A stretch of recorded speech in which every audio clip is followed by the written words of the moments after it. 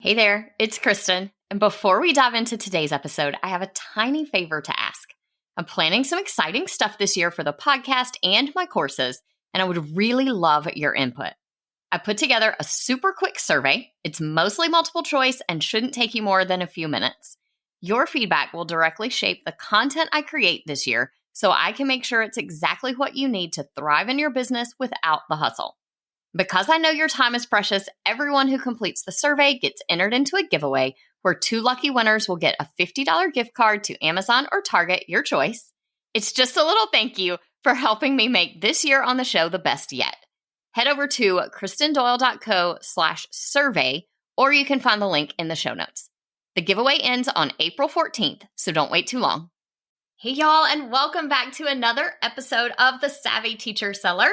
I'm your host, Kristen Doyle, and today I am so happy to have my podcast manager, Sara Whittaker, back with us for a second week in a row. She is here to talk this week about starting a podcast. Sara is a teacher turned podcast strategist, and she helps teachers and TPT sellers like you leverage your podcast to grow your business, to build brand awareness, and to connect with your audience. She also is the host of the podcast, Podcasting for Educators, where she shares so many helpful tips about how to start and grow your podcast. In this episode, we are digging into how podcasts can help your business, whether or not it's the right move for you right now, and some of the tech and just some practical tips for getting started. So if you have ever wondered if a podcast is right for you, or maybe you've already decided that you think it is, then this episode is for you. Let's dive in. Hey, TPT sellers, ready to see growth in your business? You're in the right place. Welcome to the Savvy Teacher Seller. I'm Kristen Doyle, and I'm here to give you no-fluff tools and strategies that will really make an impact on your sales. Let's get started, y'all. Hey, Sara, welcome back for week 2 of our little podcast series. Thank you so much. It's so good to be back. We should just start our own show. I know. I joked earlier, the Sara and Kristen show. We can do a whole thing. A little summer series. I love it. Well, last week we talked about kind of my experiences podcasting, and I wanted to have you back to talk about the whole process kind of launching a podcast and maybe adding that in to some of my listeners' businesses. So let's dive right in. Let's talk about why people are adding a podcast to their business in the first place. I know I shared last week why I did it, but what are some other reasons that people decide to start podcasting? Yeah, absolutely. So in case you missed last week, Kristen talked about how one of the reasons that she wanted to start a podcast is it's an alternative to blogging, or it's something that you can do in addition to your blogging to continue just driving even more traffic to your website. And that is definitely one of the top reasons that people that I work with start a podcast is they've been blogging, sitting down at the computer, writing a blog post from scratch for years, and they're just really ready to try something new, to have another type of long form content that they can create and still have on their website. Because if you do a podcast and you have show notes, those will live on your website. And a lot of people just find it a lot easier to verbally get their ideas out versus sitting down and typing something from scratch. So that's definitely one of the big reasons. Another big reason would be that a lot of people might be feeling a little burnt out with putting all of their efforts into places like Instagram or Facebook or TikTok, any kind of social media.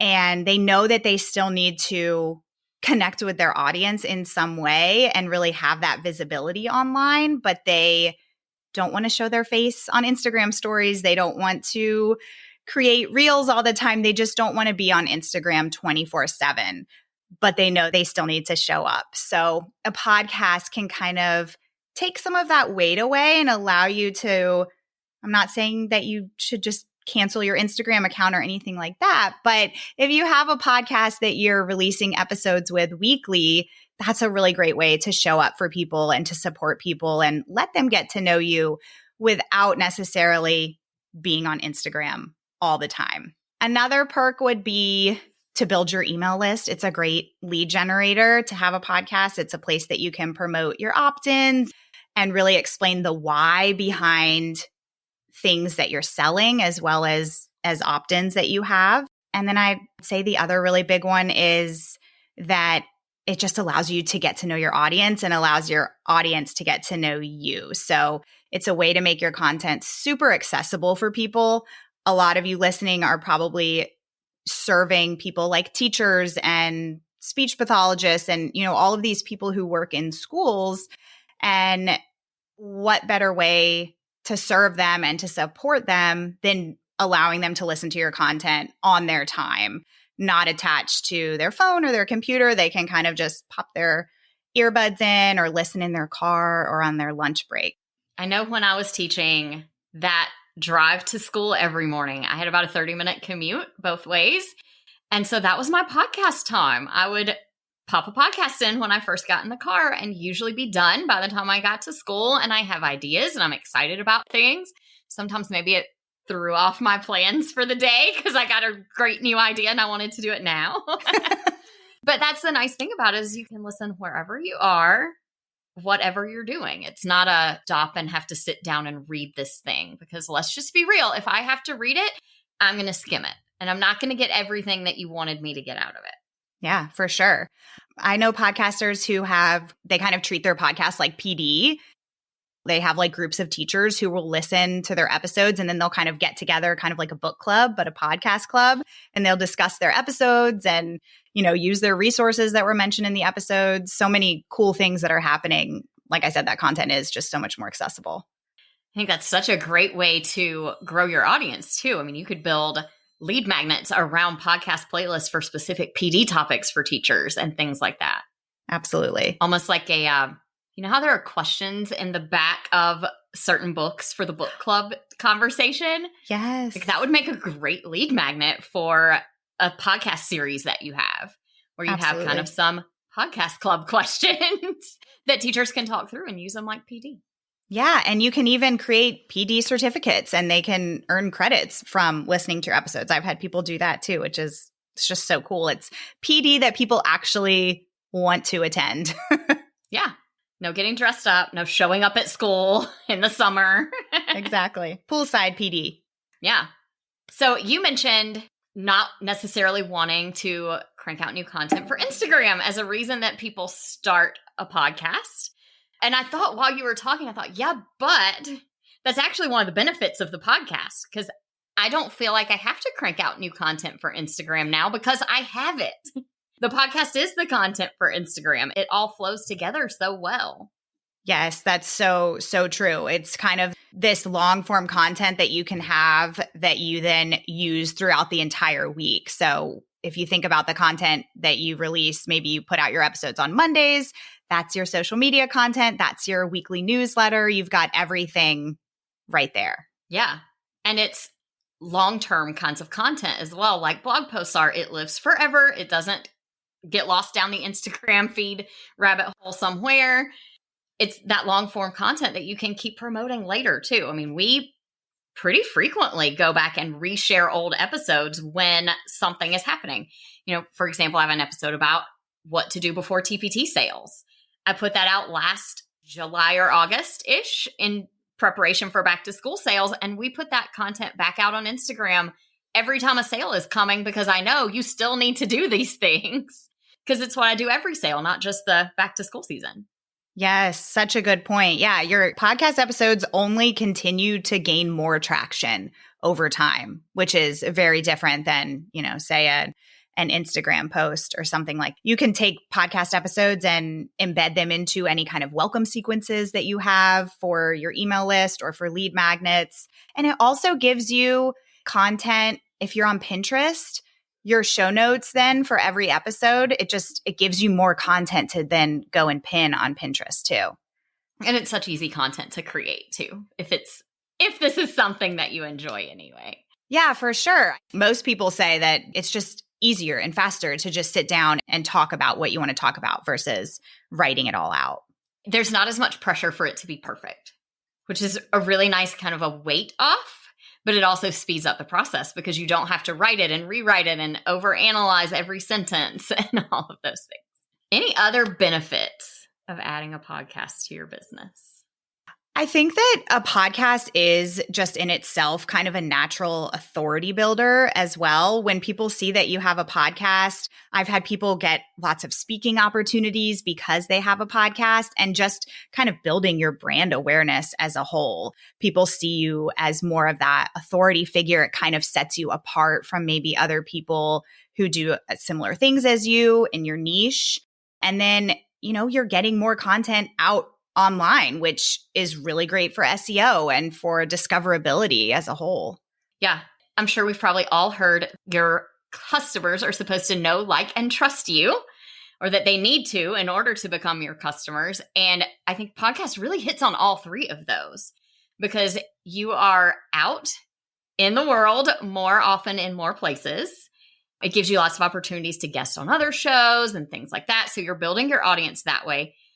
And they get to know you better through audio, even if you're not using video as well, just through the audio and hearing your voice. They feel like they get to know you better. They learn to like you. And of course, you're sharing helpful content that's building that trust as well. Yeah, absolutely. There's so many opportunities for relationship building. Like you can have your listeners on as guests for your show, which is really cool, a really unique way to build relationships with your audience. Collaborations with other podcasters is really great. And I mean, when you guest on other podcasts, that's just a great way to build your audience as a whole too. Yeah. So if someone is thinking about podcasting, how would you say that they can know if this is a good move for them or not? Yeah.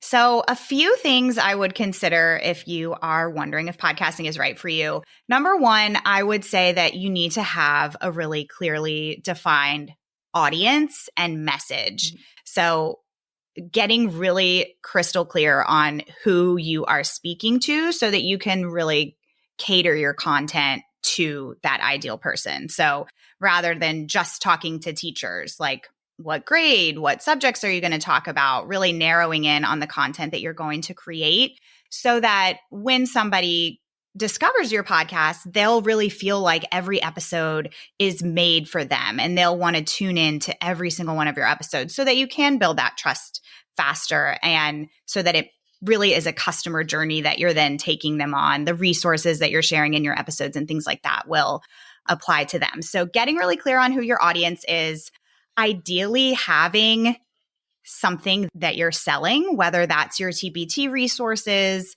a course, a membership, at the very minimum, having an email list, somewhere that you can drive people to in your episodes, that you can have those call to actions for people, that action for people to take after listening to your episodes. Because if you have their attention and they're listening to you, you want to be able to have them take that next step.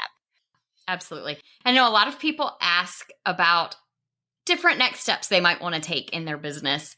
A lot of times people feel like I shouldn't do this unless I have like a membership or a course or something big like that they're selling.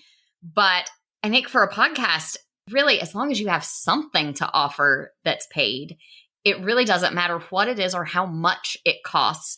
Those small products can add up really quickly. And you're building such a great group of people who are really devoted to following you and hopefully then are following your TPT store just as much as they're following your podcast. Yeah, absolutely. And totally okay if you don't have a course or membership. If you do have a TPT store, you can really focus on promoting individual resources, but also bundles. If you have bundles, that's a great thing to put your energy towards for episodes too. And you can always be switching things up in terms of what you're promoting inside of your episodes too.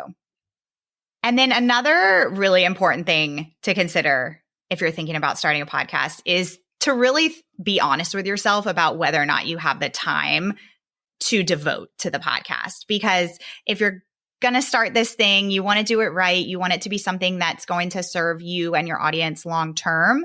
And so you really need to think about, okay, do I have the time to consistently sit down and record episodes? Is this something that you're going to do by yourself? Are you going to outsource any of the process? And really think about that. That's really going to determine if this is going to work long-term for you or not. Yeah. And I will say one thing I wasn't really clear on before I started that I know now is that podcast episodes don't have to be very long. Yes. And I know my audience probably says, well, yeah, obviously, because my episodes are pretty short. But what I have learned is, I think before I started my podcast, I was used to listening to 45-minute, 60-minute long episodes. And sometimes that would take me that whole drive to school and then back home before I finished the entire thing. But it seems like now a lot of podcasters have gone in the shorter direction. And I know that's definitely what works best for my audience. Yeah. But those shorter episodes, I mean, if you don't have to do a whole lot of planning ahead of time, then it's just the, 15 minutes that you sit down and do your recording, and then however long it takes you to edit and all of those things. But it definitely isn't as big as I thought it was going to be in terms of how much time I'm spending on it. Yeah, that's a great point. I mean, the length of your episodes is huge, because if you can do those, stick to that 15-minute time frame. And I think that's just like the perfect length for probably most of our audiences, because that's like the average commute to work, average every time somebody gets in their car to go to the grocery store, drop their kid off at school. 15 minutes is just a sweet spot so they can actually get through the whole episode, because if you've got those really long episodes, then they might listen to half of it and then forget to come back to it. Yeah. Most of the time, 15 minutes gives me plenty of time to get through the content I want to without adding a whole lot of fluff. And let's just be real. We are all busy and we don't have time to listen to somebody ramble for 20 minutes before they ever start talking about the thing that's important. Yes, I just surveyed my Instagram audience and I was sharing their answers in one of my podcast episodes. And the number one thing that people said was annoying to them as a podcast listener is when people just ramble about nothing and the episode could be cut in half and they're halfway through and they still haven't gotten to the meat of the episode. I definitely feel that. That's why my episodes are, they're 10 to 15 minutes if they're solo episodes. And I try to stick to under 30 for guest episodes. Obviously, they're a little longer because we're having back and forth conversation. Yeah, absolutely. The other perk of shorter episodes, something that is kind of a pain point for some podcasters, and you might even feel this way on Instagram or if you're writing a blog post, is, okay, how do I differentiate my podcast content from content that's maybe inside of one of my resources or inside of my course? And keeping your episodes shorter is a really great way to hold yourself accountable to not giving away everything that's in other places of your business.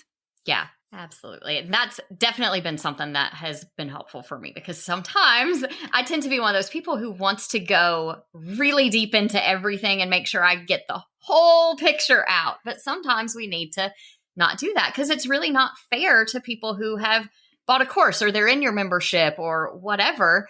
It's not really fair for them who've paid for something for you to give it away to everybody else. So definitely keeping that episode short helps. Just not let you get too far into the weeds. Yes, 100%. It's also kind of a different audience most of the time. People who are listening to your podcast versus people who are taking your course, they're usually at a different level in terms of whatever the thing is that you talk about the most. And so sharing that kind of basic level stuff on your podcast is a perfect place for them to start without getting overwhelmed. Yeah. And you have to remember that most people who are listening are multitasking. So they're driving or they're doing things around the house. So if you're giving out all of this like super detailed step by step information, they're probably not actually retaining it at that moment. They're going to have to come back and listen to it again or find the transcript in your show notes. Right. And try to remember what it was you said to do. Yeah. Well, let's talk a little bit about the tech, because I was honestly really surprised at how little I needed to get started, and even at things like the price points. I thought I needed like a super fancy microphone, and I've heard about these, like, I don't even know what to call them, like soundboards for balancing the audio and things. And I was really surprised at how simple it is to get started. And a year in, I am still using a really basic setup and it's working great. So let's talk about what kind of tech you need to run a podcast. Yes, I know. This is something that's super intimidating for people. They think that they have to like set up this huge podcast studio in their house, and definitely not the case. So the really big things that you need are a microphone. Like Kristen said, I'll give you a list that you can put in the show notes for people so that it will link to everything that I'm mentioning, but you can get everything on Amazon. It's called the ATR 2100X. It's a USB mic that you can just plug right into your computer and turn the on button on, and voila, it is ready to go, ready for you to record. Your headphones, like Kristen uses AirPods, and that's worked really well for you. So you can use AirPods, or you can use, like I have, corded headphones. Does not have to be anything fancy. It could literally be the like old headphones that, come in the iPhone case that you probably have 10 pairs of lying around your house somewhere. And in that case, it would just plug into the back of your mic. And then, like I said, the mic plugs into your computer. And that's it as far as like necessary actual physical equipment. The bonus item I would say is what's called a boom arm. And that attaches to your desk or to your table. And your mic can go right inside of it, just so you can kind of like adjust the level depending on how tall your chair is. You don't have to use your hands. One less thing on your desk in your way. Absolutely. Yeah. Some of the mics will come with like a little stand that sits on your desk, but those tend to be a little bit flimsy, and they can sometimes like cause some noise.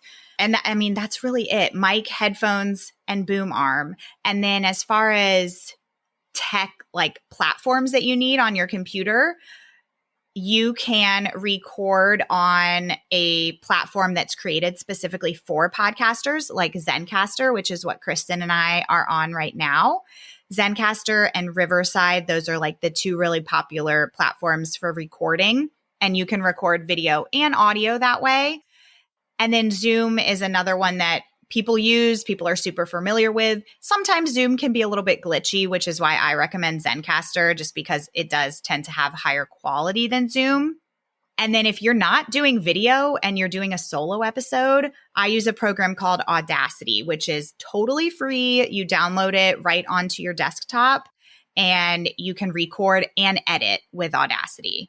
So those are like the big things in terms of tech. And regardless of which platform you use, whether it's Zencastr or Audacity, there's a button that will show you if your mic is plugged in, and then you just push the record button and you start talking. And it is seriously as simple as that when it comes to tech. Just record and then push stop when you're done. Zencastr, you can even hook up, it integrates with your Google Drive. So when you are done recording, it will put it into your Google Drive for you, which is a really cool feature.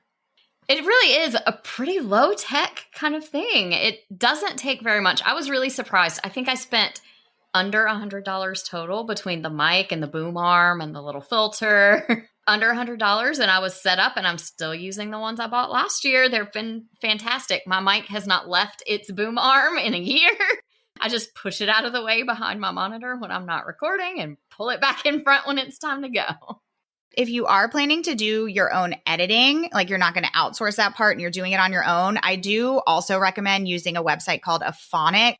And what that does is after you're done editing, you can run it through Aphonic, and it will really level everything out, which is extremely helpful for guest interviews, especially because you might have experienced, like maybe you're in your car listening to a podcast and it's a guest episode. So maybe there's 2 or 3 people on the episode, and one person will talk and they're really, really quiet. And then you have to like turn up the volume to hear the other person. It's so frustrating to listen to, but Aphonic will take care of that part for you. And I've been using a really cool AI tool for video editing, but I'm sure you could do it for podcasts if you're trying to do your own, called Descript. Have you used it? Yeah, I've played with it. I love that it transcribes for you, and you can delete parts of the video by words.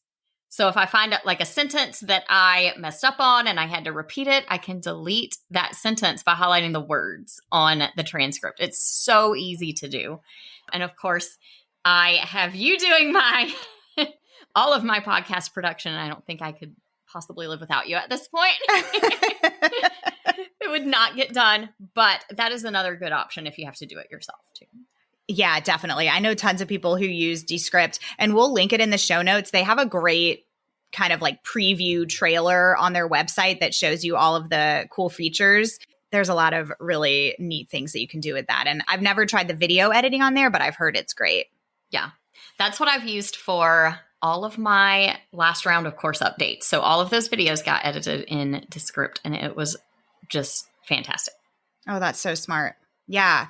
The other thing, I don't know if we can categorize this as tech or not, but the big other thing would be some sort of project management tool. So whether that's Asana, ClickUp, Monday, something to really keep track of all of your tasks, set due dates for yourself, especially if you're going to be doing this on your own, so that you can really stay on top of everything and make sure that you're not falling behind, and have a little checklist for each episode.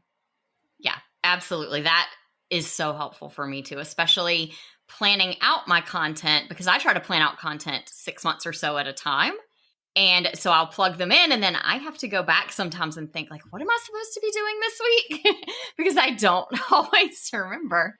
So it's really helpful to have it in there. Even after an episode has been scheduled, sometimes, we schedule ahead. And so by the time it's going to air, every now and then, I don't remember what this week's episode is because I recorded it a few weeks ago, and they get a little jumbled up.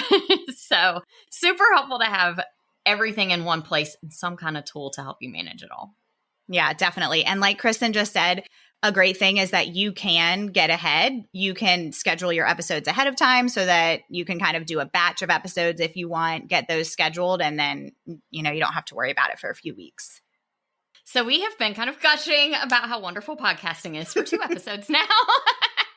If someone who's listening is thinking that they are ready to take this leap and get started with a podcast, what would you suggest that they do first? What are some of those first steps to take?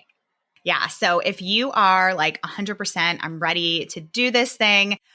Usually people are like, okay, I'm ready. I'm going to start tomorrow. Like, we're launching next week. I really recommend that you take some time, you sit down, and you really give yourself, I like to give 6 weeks, maybe 4 weeks. So let's say 4 to 6 weeks from the time that you say, okay, I'm ready to do this, until your launch date.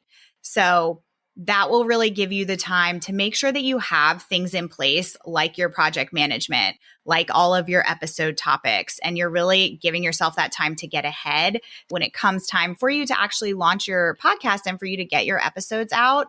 I highly recommend having like 10 episodes recorded before that day even comes, so that you're already ahead before you even get started, because that's a place that people kind of run into some trouble. They start their podcast super quickly, it launches, everything seems great, they're really excited, and then they realize they have to continue keeping up with it.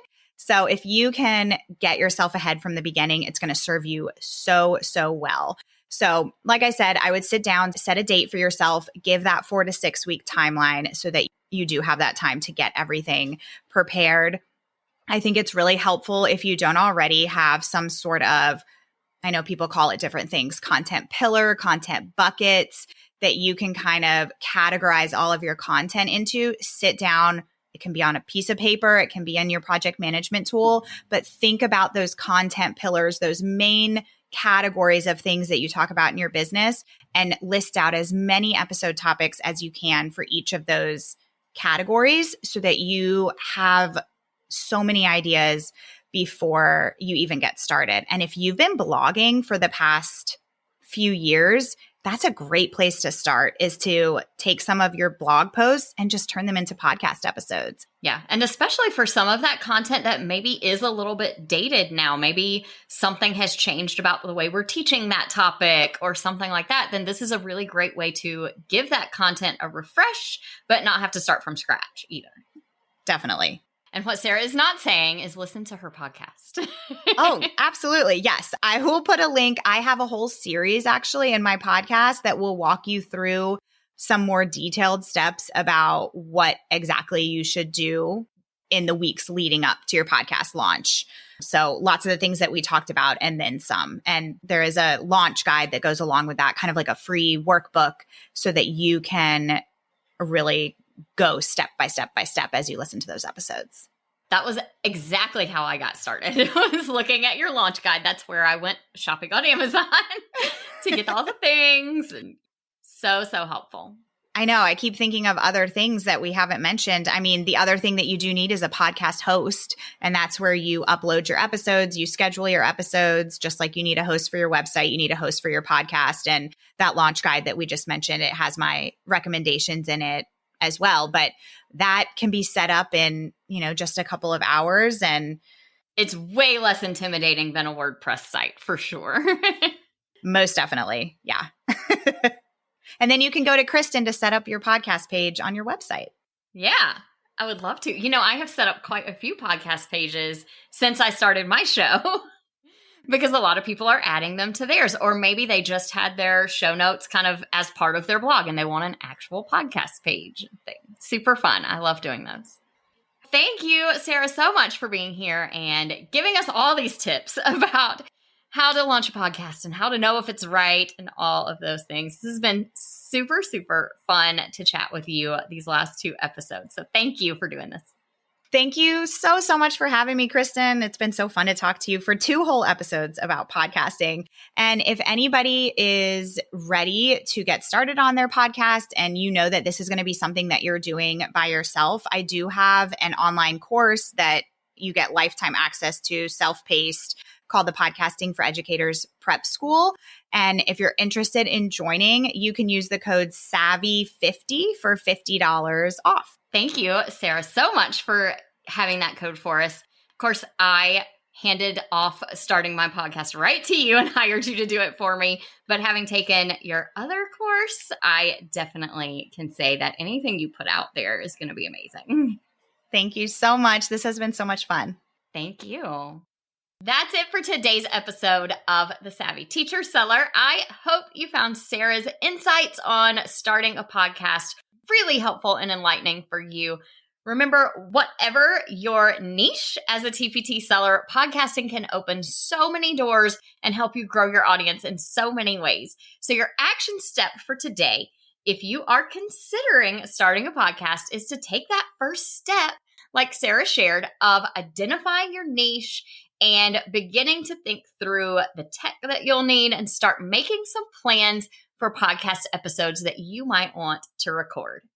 After that, I will send you over to Sara's podcast to listen to her series on getting started and to grab that freebie that she has with lots of helpful tips and links to things that you can use to get started on your podcast journey. You'll find links to all of the tools that we talked about in the show notes for this episode at kristendoyle.co/episode 56. Thank you so much for joining us today, and I'll talk to you soon. I hope you enjoyed today's episode. If you did, please share it with another teacher seller who would also find it helpful. For more resources on growing your TPT business, head to kristendoyle.co/TPT. Talk to you soon.